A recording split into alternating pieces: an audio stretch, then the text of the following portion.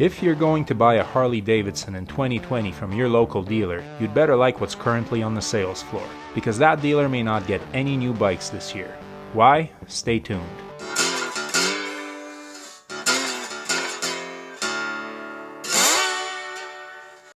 For more videos on motorcycles and motorcycling culture, please subscribe and hit the bell. Now back to Harley, which has been in the news lately more than any other motorcycle company. Maybe with the exception of Norton, and what a show that was. So first, some quick background. Harley sales have been down since the 2008 economic slide, and have never recovered. In the last few years, sales have declined steadily due to several factors. These are the general decline of motorcycling in North America, the aging of the baby boomers who are the biggest market for Harley-Davidson, the falling popularity of cruiser and bagger motorcycles which make up the brunt of Harley-Davidson's lineup, and younger buyers' fondness for smaller, less expensive bikes. Additionally, Harley's earlier popularity may be hurting them because the used market is awash with lightly used, low-mileage Harleys that cost a fraction of what you would pay for a new one. Finally, the adventure bike market is on the rise and is replacing both the sport tourers and the baggers of yesteryear among long-distance riders. And for a company which makes most of its profit selling baggers, this means trouble. Now, former Harley CEO Matt Levatich attempted to turn the tide by implementing a plan called More Roads to Harley-Davidson, which included the introduction of electric bicycles for kids, less expensive bikes for younger riders, and diversifying Harley's lineup. This diversity came in the form of new models including the electric Livewire, the Pan America, a 1250cc adventure bike, and the Bronx, a 975cc naked bike. In addition, several new concepts based on the Revolution Max motor were floated and looked close to production. There was a 1250cc power cruiser referred to as the Custom, as well as two 975cc bikes, a cafe racer and my favorite, a flat tracker. Now, the Pan America and the Bronx would have established Harley-Davidson in growing markets that appealed more to younger riders, and the Livewire would have been the first mass-produced electric motorcycle by a major motorcycle manufacturer. No disrespect to Zero Motorcycles, they make a fine product, but they don't yet qualify as a major manufacturer. This all looked good on paper, but due to overall declining sales and pressure from shareholders, Levatich resigned in February of 2020 before any of the new models hit showroom floors. His replacement, member of the board of directors and former Puma CEO Jochen Zeitz, has entered the hornet's nest just as the lockdown went into effect in the United States and across the world. He has instituted a rewire program which was meant to get Harley-Davidson through tough times. The rewire plan has many components, but the main goals are three. 1. Prioritize the markets that bring in the most profits. Those markets, without a doubt, are the baggers and softails. This means that the focus shifts from newer models to the models which have traditionally been the cash cows for Harley-Davidson. Going along with that, product launches will be reset to the beginning of the riding season pretty much like every other manufacturer. Harley has always introduced their new model lineup in late summer. No more. The introduction of the Pan America and the Bronx has been delayed until 2021. Probably because Harley factories have been closed and manufacturing is behind schedule, but also because the late summer launches have now been pushed back permanently as the timing didn't make much sense. The final major part of the plan includes adjusting the cost structure to reflect the new reality of the market post-crisis. Now, originally, I took this to mean reducing the cost of the bikes so consumers could afford them in this economic climate. However, given the latest news that just came out in the Wall Street Journal, it is now clear that this is not the case. Adjusting the cost structure means producing the bikes for less money. Harley has slashed salaries and is reorganizing its manufacturing structure to make production and delivery more cost-effective. Don't expect Harleys to get less expensive though. Expect the prices to stay the same or rise. Let me explain. Because now we've come to the latest. An article in the Wall Street Journal is reporting some of the practical implications of the rewire program. Here are some details. Harley is reopening its factories but will produce fewer motorcycles and no new models this year. Here's the kicker. According to the Wall Street Journal, Beth Truitt, Harley-Davidson's director of product sales, sent a message to dealers indicating that around 70% of them won't be getting any additional motorcycles this year. A direct quotation from this memo reads, "We are using this time to course correct and rewire the company in pursuit of making Harley-Davidson one of the most desirable brands in the world." The memo further states, "Our strategy to limit motorcycle product in the showroom is purposefully designed to drive exclusivity." So what does this all mean? In essence, the rewire program is a short-term reaction to a crisis and a complete about-face from Levitich's plan of expansion. Harley will contract and sell fewer bikes, but at higher prices in order to maximize profits now and appease the shareholders. What's the clue that indicates this? The section of the rewire plan that states that Harley will focus on its most profitable products and the words exclusive and exclusivity in the memo sent to dealers. Exclusive means expensive, and expensive means that there is a large margin on the product. So the question is, does this strategy make sense? That is a complicated question. In the short term, producing fewer bikes and selling them to rich customers seems reasonable. The crisis has hit a lot of people hard, but there are always those who are untouched by economic troubles. Some even benefit from them. Think of how profitable companies like Zoom have suddenly become. There will always be rich people who can afford the finer things in life, and these people want things that few others have. These are the folks who buy luxury cars, Rolex watches, and Armani suits, and pay a huge premium for the privilege of owning these things. The question is, does Harley-Davidson fit in with these other products, and should it even want to? I would argue no. The image of a Harley rider has been the rugged individualist, someone free from the constraints of society's rules. Making Harley-Davidson into something that only the rich can afford is going to drive middle and working class Americans away from Harley and straight into the open arms of Indian, a brand that is made in the US, concentrates on delivering higher performance products, and is growing in the market. Furthermore, there are so many Harleys on the road right now that they are not really exclusive.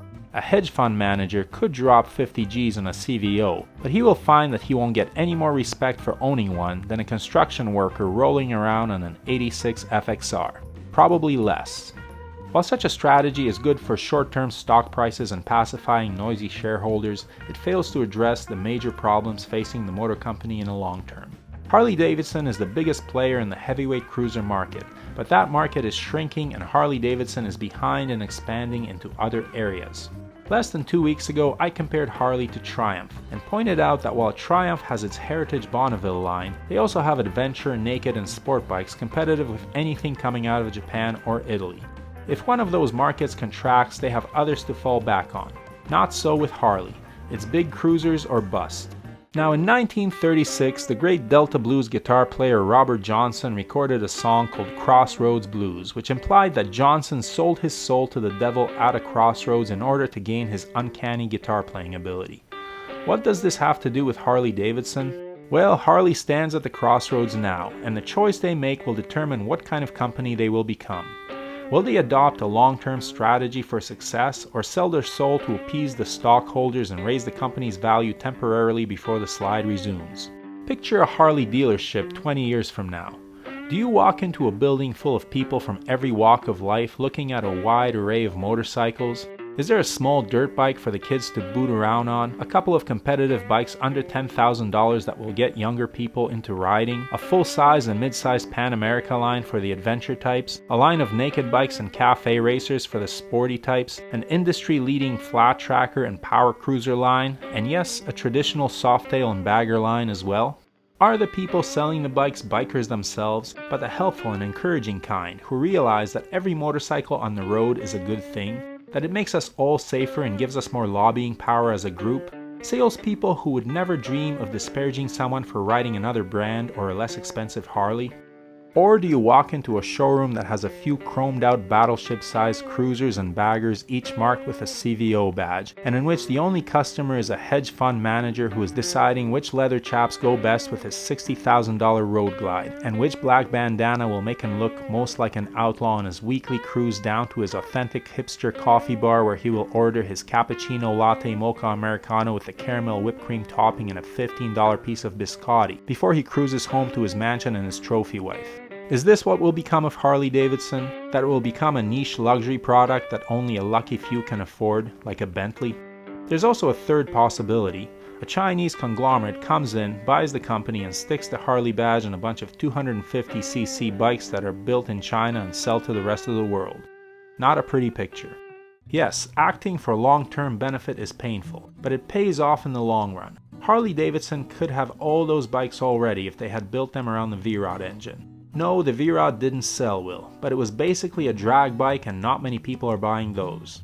How would that engine have done in a naked bike, a cafe racer, an adventure bike? What if the XR1200 had this motor and had been the XR1100? Yikes, that's basically an Indian FTR 1200 way before the Indian FTR 1200. Maybe the early days would have been rough. Maybe the early bikes wouldn't have been competitive with the Japanese and European offerings, but Harley engineers would have learned some valuable lessons, and by now they might have bikes that would be competitive. And that was the time when sales were through the roof and the company had the money to spend on R&D. Well, it's late but not too late. With some investment now, Harley-Davidson will bring some new models to the floor, but if they stick exclusive prices on them, they risk shooting themselves in the foot. Now my comments sections are awash with people wishing that Harley would go out of business, and others insisting that the company is fine and is simply going through a slump, like a lot of other companies in these challenging times. I don't think either one of these views are accurate. Harley is still a huge and profitable company with a very valuable name and will continue to sail along whether under its own steam or after being bought out by another corporation. Either way, Harleys will continue to rumble down the road. However, those hoping for the good old days when 8 out of every 10 bikes on American roads were Harleys are in for a rude awakening. Harley slipped below 50% of large motorcycle sales in the United States last quarter, and it is unlikely that the situation will ever reverse. The fastest growing motorcycle manufacturer in the US market right now? KTM, largely due to their magical ability to produce the lightest and most powerful bike in each segment of the market. They're Europe's biggest manufacturer and growing fast here, and they're doing it without a single heritage bike in the lineup. So, are Harley dealerships going to stand empty this year? Probably not. Most of them will have inventory from last year to move, and they will also have used bikes that have been traded in. And next year they will get the sparkly new models. I for one am looking forward to the spring bike show and sitting on the Revolution Max bikes. The two that were previously announced are coming in 2021 and are joined by the drool-worthy Custom that will compete with the Ducati Diavel and the Triumph Rocket 3 in the Power Cruiser game. Will it outrun a Diavel? Probably not, but it looks better and just needs to be close enough in performance to put a smile on your face. I think it can do that. However, sticking an exclusive price tag on it can wipe that smile off your face pretty quickly, so it better come in under the price of a new Diavel, which thankfully is a pretty expensive bike. Let's hope that Harley gets it right. Appealing to snobbery is not a good way of selling motorcycles that have made their name off of a working class image. I hope that doesn't happen, but if it does, keep those current hogs in good shape. Someday they may be worth a lot of money, like a '67 Mustang barn find.